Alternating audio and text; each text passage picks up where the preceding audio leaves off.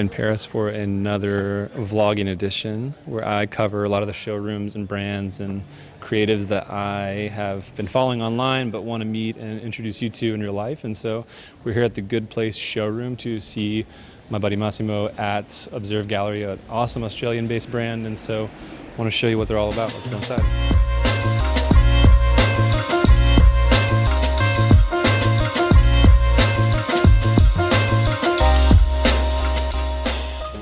Beautiful little brand, Observe Gallery. Shout out to Melbourne, yes, Australia.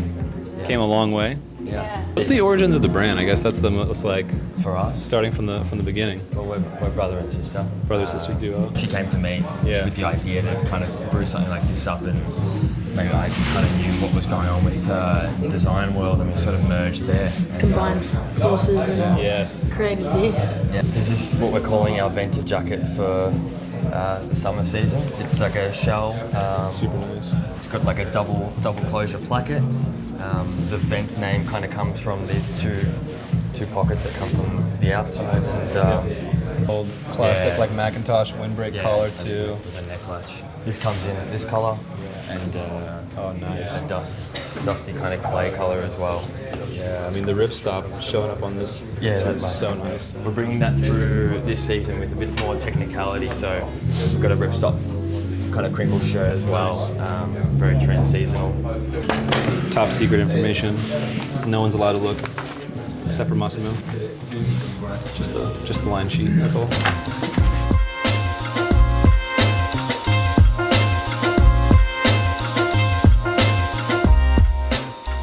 Feeling that full summer in Europe city effect where it's just hot streets overcrowded with tourists and lots of sweating.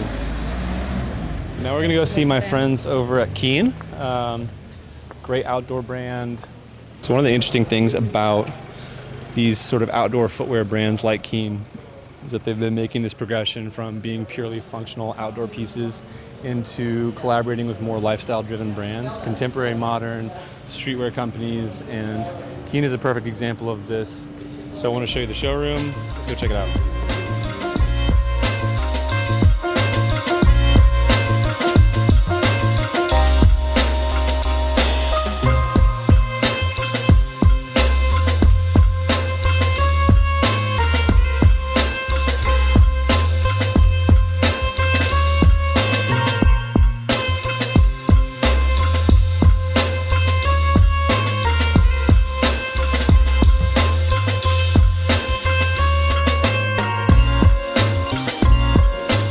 Yeah, this is the second time I've done a vlog like this. The first time was in January, and it was the winter edition of the men's market shows. And for me, I wanted to use these vlogs as an opportunity to let people into more of like the behind the scenes style of how the shows work, and giving you access to showrooms and brands and designers, and having conversations where you get a little closer look into the brands and the products that you are interested in. I think it's one thing to see stuff online and to see how people present themselves online, but being able to experience something in person and touch and feel fabrics and have genuine conversations with people in their corners and their spaces adds just like a different dimension. And so I wanted to continue that for the summer edition.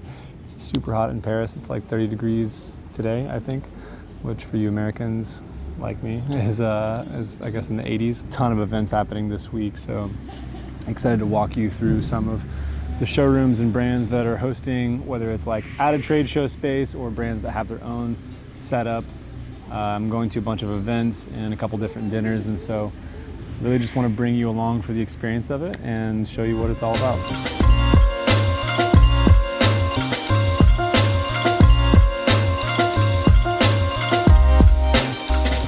So we are here at the showroom of Ghiaia Cashmere in Ghiaia. We're going to find out actually how you pronounce it. I still don't know to this day, but I think it's one of those two. And we're meeting with Davide, the owner of the brand. He's someone that I respect a ton because he's sort of cut his teeth in the clothing world with people like Brunello, and you see the references of what he's building the brand for, which is just to be this beautifully made heritage brand. You see references of old Brooks Brothers and Ralph and Woolrich, and everything in between. And so super excited to chat, have a conversation, see the collection in person, and we're standing right outside the door. So please let us in.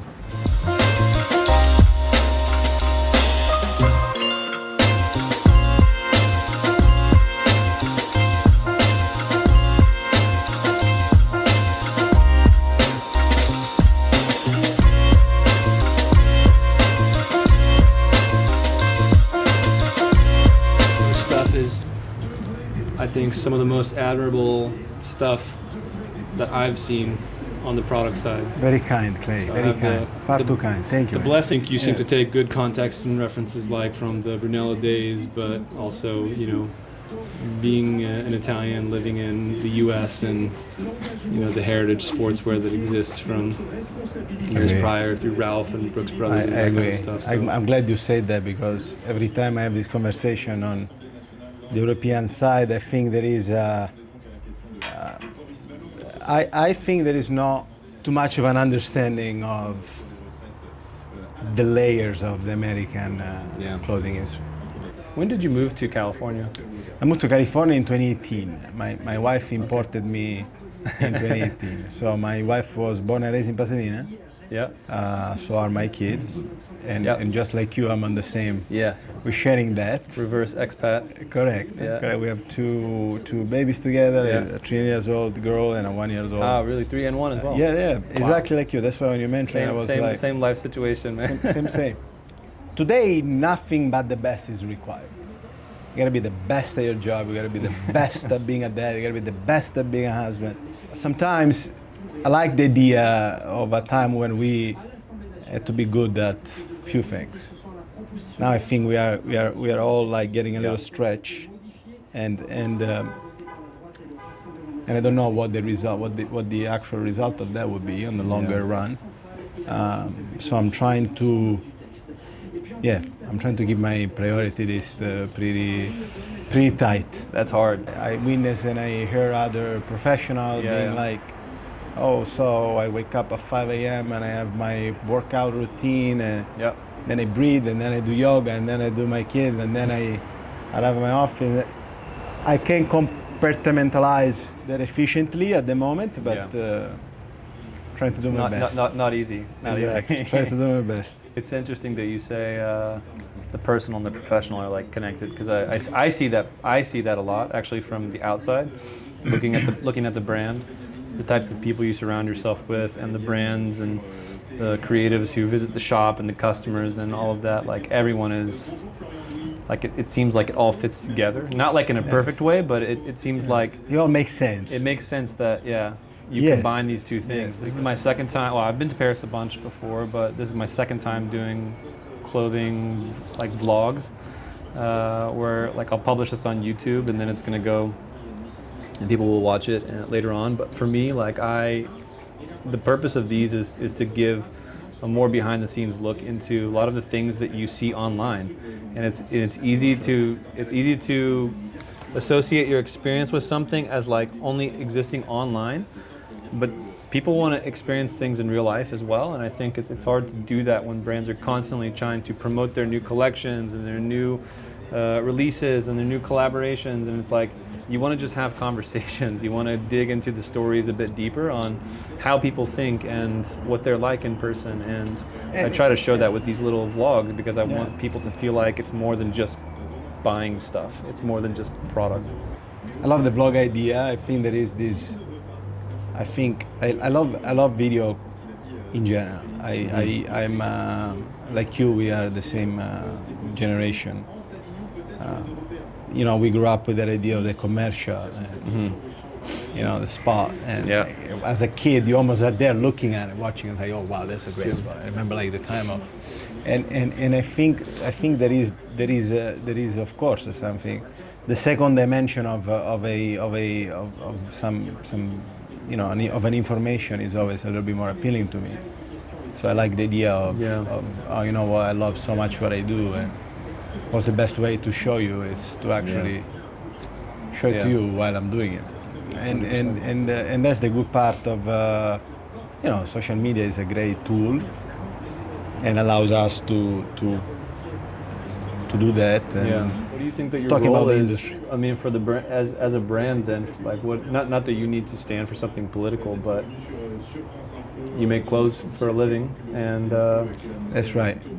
do you see like any sense of like, I don't know, responsibility or need to help enhance other people's lives through what you do? I feel that I'm a guy that makes clothes, and that's I feel how Yeah. extended my position should be on anything. Yeah. And like me, all the other people. On the other side, brands, companies, and all that are made by people. So I have this very naive idea that good people make good things. I think all of us have the responsibility today to be good people, Yeah. because it's not too hard. Yeah. I find that That's the bare minimum. that's how I feel, man. It's very hard for us to impact on culture in a practical way. Means, we make quite expensive clothes. So the amount of people I can reach with that is a little less. But there's something permanent about your products that is different from most brands, in my view, because you have expensive products, but the products are pieces that you would want to treat as if like you're handing them to your grandson, granddaughter. And, Totally. And that's like not the case for 99% of brands anymore, right? Like we're so conditioned to just buy new, buy more. Sadly. Every single season, throw away stuff, and that's I think where it becomes difficult to come to events like this, where you're like, oh, like every season there's just new turnover of product, and for at least for the things that I see on your collection, to me it communicates more that you do want there to be this heritage element of things that you pass down, like you're building the 100-year brand, not the 3 or 4 season brand. That's why my wife is so mad at me. You should have picked It's a different taking a very long time.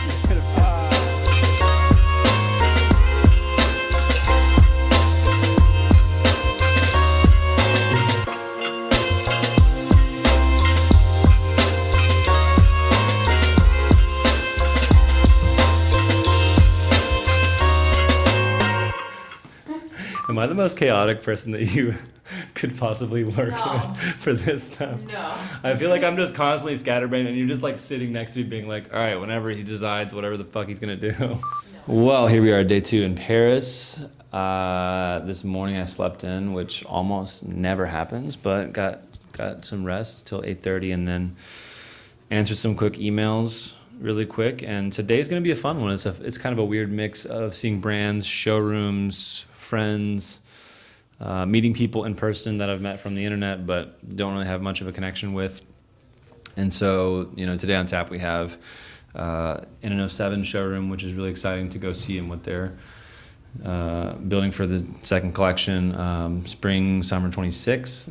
We're gonna go meet the guys from Trust Archive, which is one of my favorite Instagram accounts right now, and the way that they sort of curate past and present and future of fashion related content has been really impressive to watch, and take a lot of inspiration from them. We're gonna spend some time with Antoine and Rioi from the Man Woman show, just planning some last minute content stuff before their trade show happening on Friday, Saturday, Sunday this weekend. Gonna see the homies from CP Company, Enrico, and pop by, I think, a few other events. I know there's Sperry Colbo happening. They have this really cool distressed boat shoe that I've been really excited about seeing, and so that's going to be an event later I'm excited to see. Going to support my friend Bima from the US. He does a lot of content related to sneakers and streetwear culture and luxury branding, and talking about collaboration. So he's got this talk happening with Saucony, which is going to be really exciting. And then a little bit later tonight, maybe there'll be a free open moment for dinner out on the town. So it's gonna be a busy day, but I'm here for it. Let's go.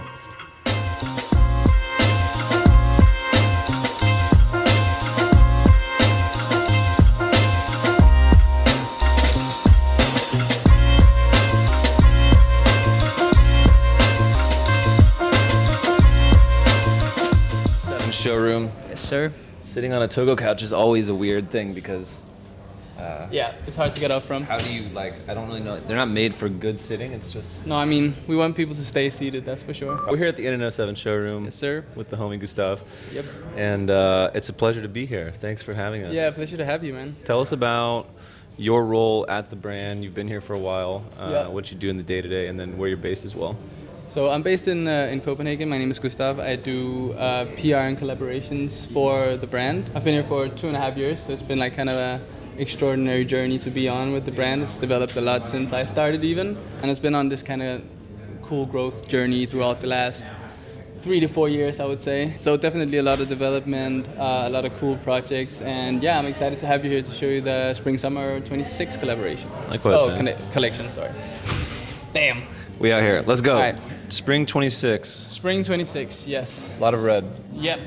But it is like a mix of what you get when you mix like 80s prep and like take it into basically the heart of London. So it's it's a mix of a lot of different things, but I feel like as for spring collections go, I think it's very versatile. London, 80s prep. Yep. Like if you want to go kind of casual, we have like these like cool rugby shirts.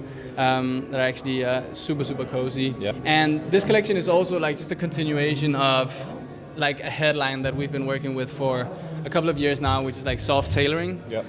So you'll see a lot of like tailoring inspirations, but also, you know, made into a more, I guess, like wearable on a day-to-day basis silhouettes. There's a lot of like, I guess, like light knits. You know, that one, for example, is kind of sexy. Very breathable. Yeah. For a hot day in Paris. Yep. One of the things that I really love about this collection and actually a lot of the stuff that we do is that, you know, face value of the products, it is kind of like, you know, it's very wearable, but when you actually dive into the materials here, like there actually goes so much work into picking and choosing the materials and you know, how you can play with materials and the touch and feel of the product. We're working with, you know, a broad range of different techniques as well. When you're talking about like soft tailoring, I think it's to have like something like this, which is like a very formal silhouette in itself, double-breasted blazer, but it is very like it's very flowy, and it has like no shoulder pads, no padding, no like anything. So it's like very unstructured, and it falls just very nice on the body and gives that kind of casual but still like put together feel that I think like characterizes a lot of the collection as well. Big themes of red. Yep. Yeah, you'll see homage to Denmark. Yeah, maybe. I mean, it's like, I guess we kind of have that like 2 different color cards for each collection, which is like the pop colors and the main colors, and as you see, like when you go through the collection, you have that reoccurring red mixed together with like the more earthy tones as well. I need to show you this one though. This is actually one of my favorites. This is a new pant silhouette, which is called the Justin, and it's like the widest silhouette that we've made. Has like some super nice pleats that go like kind of over the pockets right here. It's super nice, and then, you know, the buckle back details here. So it's a new silhouette called Petrus, like a slightly dropped shoulder, a bit more cropped, a bit wider in the silhouette, and then with the corduroy collar here and the leather patch inside, just like some small nice details that I really like as well. My mother's tablecloth. Yeah, exactly. But in the best way possible. Yeah. And then, you know, what I really like about this shirt silhouette in specific is like they added like this panel down here. You can't really see it on this button, but you can see it very well on this one. It just sits very well. Too? Yes, side pockets too. So it actually resembles kind of like a denim jacket when you wear it, with just a thinner one. Not as heavy. Yeah, exactly. This is exciting. Last year we did a collaboration with our friends at Freycap. It went very well. So this time for fall winter this year, we're doing the low top version of the boot we did last year. This is gonna come in a pack. So we'll have the safe choice and the a bit more like outgoing fella here. But yeah, these are set to drop in, let's say, October. Nice. Yeah. Final room. of the showroom is the bags and accessories. Yep. Also a new thing for us, we introduced our bag program in January in Paris actually, and the first batch of that is coming out for fall winter 25.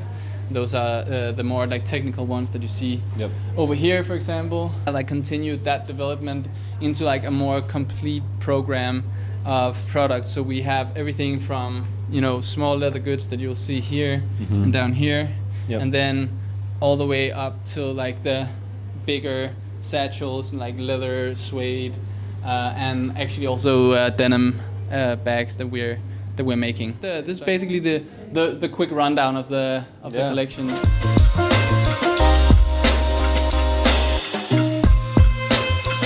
All right, so we just came from the NN07 showroom, and I realized that my friends from Brigade have their own showroom posted up, so I want to go surprise them. They don't know I'm coming, but it's the first time they've ever popped up in Paris, so excited to see what the space looks like. How's it going? Hi, welcome. Nice to see you. Buddy. Nice to see you, man. I didn't realize you had your own space. Yeah. We shout out to Snoop. I don't know if you know him. If you met him last year. Snoop Dogg? Maybe? Yeah. He does like all the showrooms on this block basically. I met him last year through a bunch of brands, and he was like, "I got you." Retail pop-up in the front, and our pillboxes have been doing so amazing. We made a Paris exclusive burgundy The pillbox. pillboxes? Let's go see the pillboxes. What is So they won't be releasing in the US. And we added a silk lining on the inside to help Yeah, we like protect updated hair. them. Silk lining, it's better quality all around. Little something, And then something. the burgundy wine color for Paris. Shout out to France. Accessories, some of our knitted stuff. It's been really cool because a lot of people have been walking in like, I'm from Paris. I've always wanted to see the brand in person, touch everything, and it's so sick to see you guys here. So it really helps with having our own space. We're doing like the retail showroom in front to kind of like pay for the back end. I think it's and smart. then the showroom is in the back. Got the money clip, the Jesus piece money clip. This is, With the Cuban link, stop playing with me. Woo! Comes in a little custom box. look at that. This is the actual money piece though. Beautiful. Right here. It's like our dog. That's literally mine and Sarah's dog at home. Wow. His name's Theo. But he's like, I've been looking for this, and he got the last one. Testing 1, 2, 3. Had to take my shirt off. It's just like roasting outside. We just had lunch with the guys from Truss Archives, which is an amazing Instagram account that does a lot of great work on researching past and present from fashion and fashion history. And I really admire their work and the stuff they do. So it was cool to meet the founder in person. Now we're going to see Antoine from Man Woman Show, who you may remember from last time. We're gonna meet again. We're just doing some last minute prep and planning for the show that's happening this Friday and Saturday. It's a big trade show where they curate about 100 brands per season. We're gonna go pop by, do some last minute prep and planning, and then see what else we can get into this afternoon.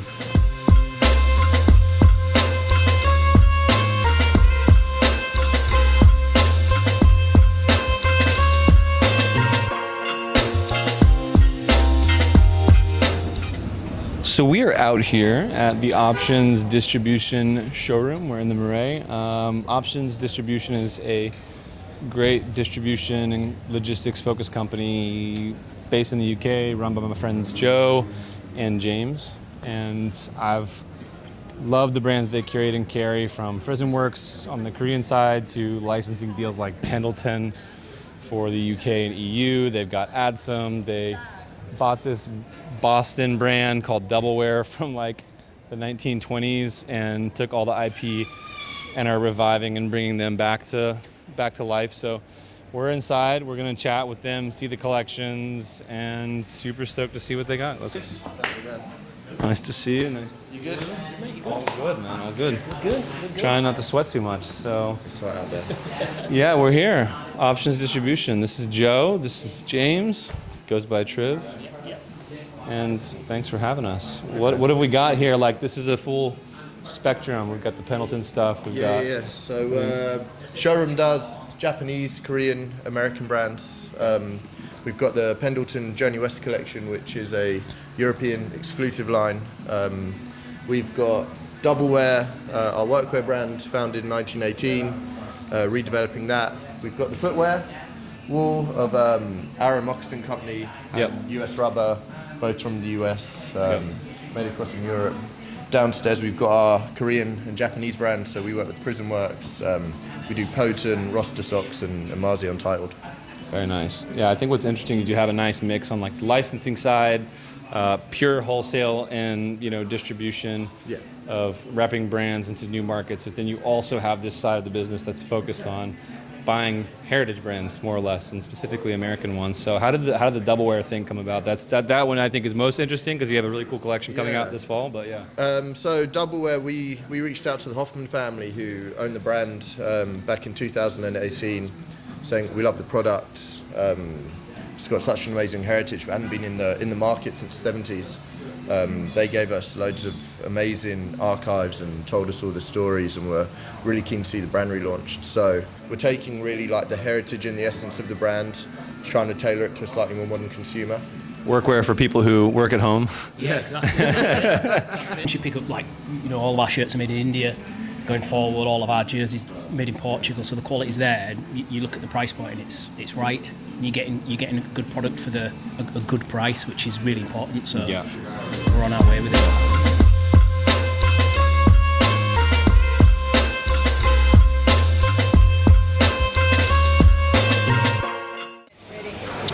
So we are here outside of the Merrell 1TRL showroom. Merrell is an awesome brand from the States, rooted pretty squarely in the performance.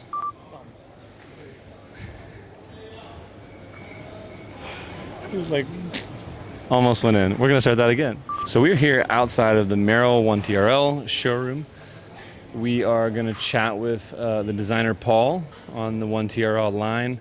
Merrell is an iconic American performance brand that has been around for a while, and they have definitely existed squarely in the performance space, but I love how they're taking the 1TRL line and integrating it more into the lifestyle side of things. So I've tried some of their products before.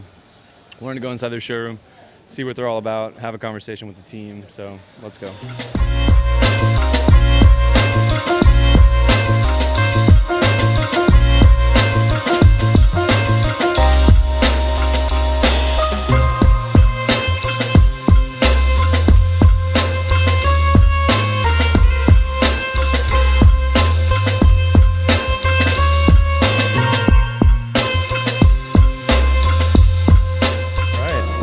Paul, good to be with you. And you? Thanks for having me by the showroom. We're here at the Merrell Test Lab in 1TRL showroom, which is an exciting place to be. I'm Paul Ruffles. I'm brand director of Merrell 1TRL.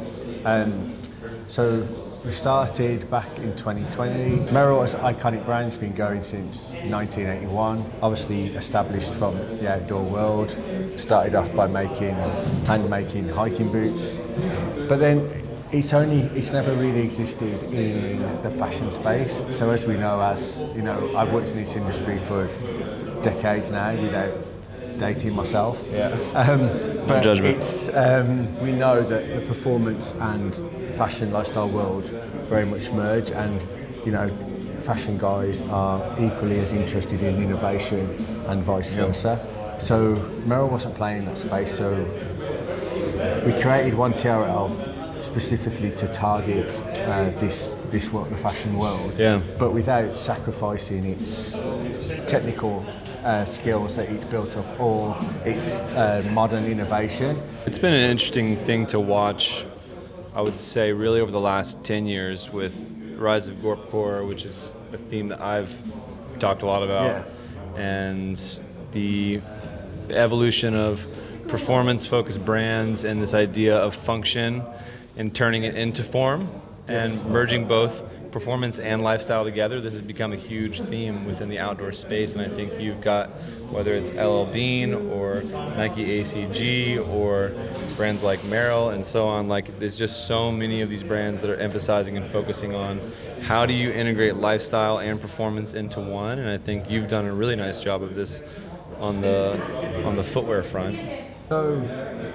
So when we started it was purposely aimed to aim at a younger consumer, because Merrell's consumer at that point was a certain demographic, and it wasn't really engaging with a younger and more fashionable. So that shoe there, this one is, so that's an Agility Peak 6. Yep. So that's a key brand story overall for Merrell. So what I've done is I've done a 1TRL version of that, which is unique in certain aspects, but other areas. So obviously the tooling, the sole and the sole build, that's the consistent part. So that sole is existing and launching in other areas of the brand, but the upper is unique to 1TRL. Another really interesting thing that I love about your footwear is that you have this sort of topographic approach in some of the design details. So like if you look at Merrell, you got the M, but it's sort of shaped like a mountain peak. Or if you look at even this piece of footwear, like it's almost shaped like you're looking at a topographic map of the earth or something, where it's like the ridges and elevation you can see.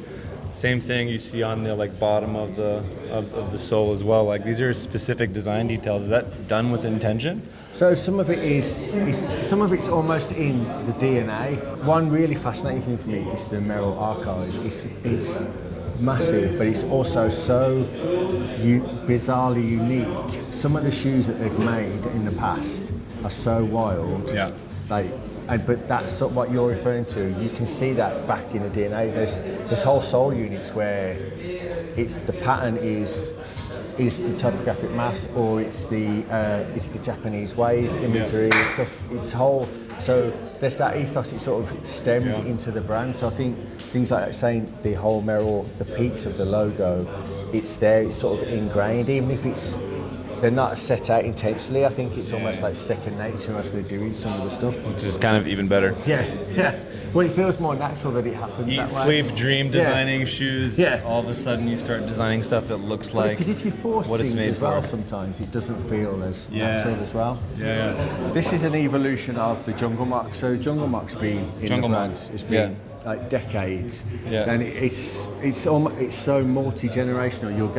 You'll have grandparents that have got a beat up pair that they've had for 12 years, but then you're starting to get younger guys wearing it, and it goes through. So as that's gone on, and obviously as shoe technology goes on, we constantly look at, whilst we'll keep a classic version in, because that's always relevant, we'll look at ways of evolving it. So this is an evolution of the Jungle Mock, the Hydra Mock, which is like a bit of a modern icon, but you're starting to see where we're taking DNA from each other and applying it across.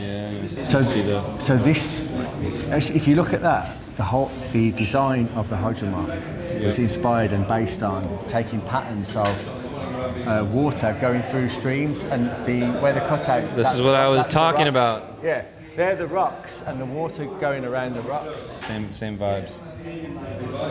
There's a strong colour palette across all of it, so no matter what you buy, it sits. So two types of runners, trail runners. Yeah.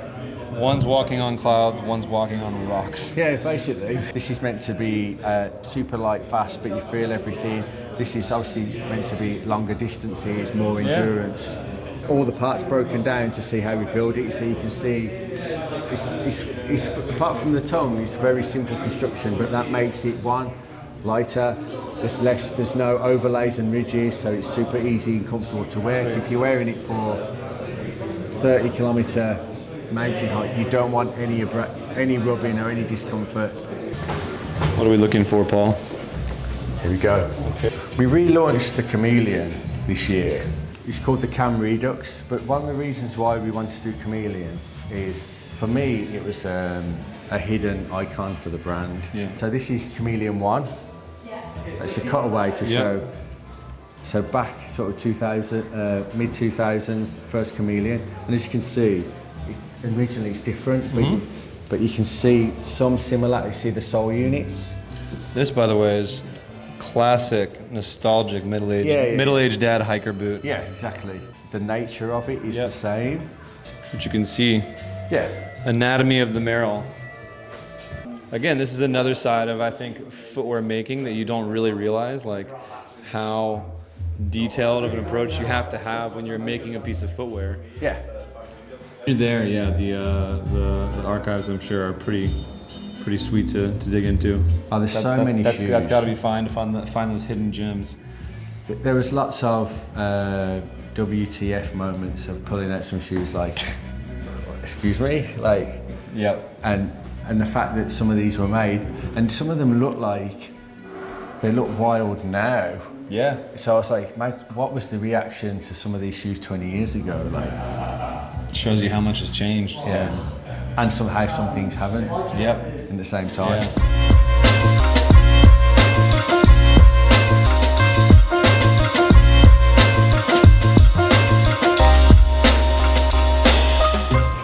So it's a lovely day here in Paris. I've been here since Tuesday and have been basically running around the city, checking out some of the cool activations that are happening here during Fashion Week. And one of my favorites to date has been the Karhu flower shop. So we're here with my friend Remco. So I want to hear more about the idea behind the designs and the collection, and maybe we can go inside and check it out. Yeah, let's go. Okay.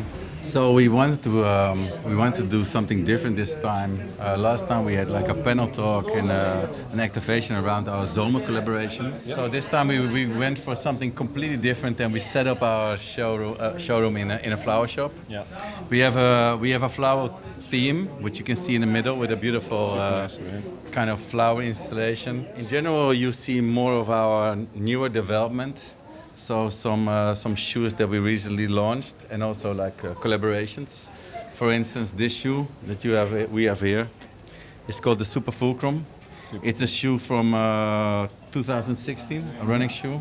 We redesigned the upper slightly, and this is the original colorway. So we launched this, I think 2 seasons ago. Yeah.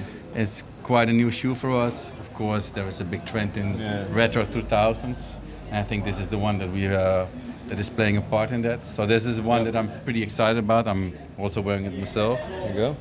I don't know if you know it, but Karhu was known for having the first running shoe with air cushion before any other sports brand. Wow, that's a huge claim. That's a huge claim to fame. That's a huge claim to fame, but it is one. And this is the Karhu Mestari, which means champion in Finnish. Okay. And this was the first air cushion running shoe, which we are bringing back, and we're also doing collaborations with. What are the origins of the brand for those who may not be familiar? So it's a Finnish brand, founded in 1916. Started off as a woodwork shop, making cross-country skis and javelins and other things. That's crazy. And then it became like the official hardware supplier of the Olympics for decades. Like when we're talking about javelins, etc. And even our shoes had Olympic rings on it, and a sticker with Olympic quality. So it was, it was a pretty big brand, known for owning the 3 stripes. The urban myth says that we sold them to a very big brand, who we're not going to name today, but it has been around since 1916, never left, and. We're doing some interesting things with it. The main focus is running, which we also have our new running shoes here. Yep, some of the which I can show you. This is the Mestari Run, which we are now also bringing in special colorways in lifestyle. But I think what is interesting for you to see is, I think, the collaborations. 2 ones that, so this is the one with engineered garments. We're doing 3 collaborations. This one is actually pretty cool because we redesigned one side of the shoe. This was a cross-country ski shoe that he found and he loved. So we redesigned the shoe. But on the other side is the original. And then he loved to do a slip-on shoe with a cover. So we tried to do our best to make what he envisioned.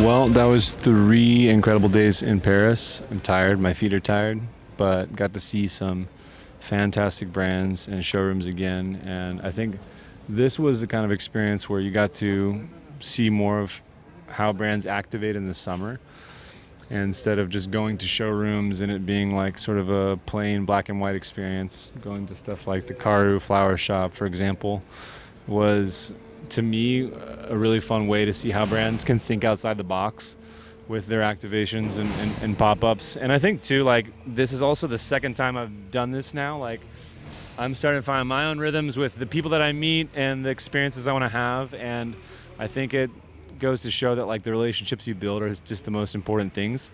I feel like I'm starting to build relationships with people from all over the world. Like, you just run into friends from random places when you're jumping from meeting to meeting, and that's what I think makes working in this business the most rewarding experience, because at the end of the day, we're all just people. We're all just trying to connect and have a fulfilling existence, and being able to experience that alongside each other when you're at an event like this, it creates more community and bonding and helps you feel a little less isolated in the day-to-day. So thanks for following along on this episode, and we'll be back in the winter.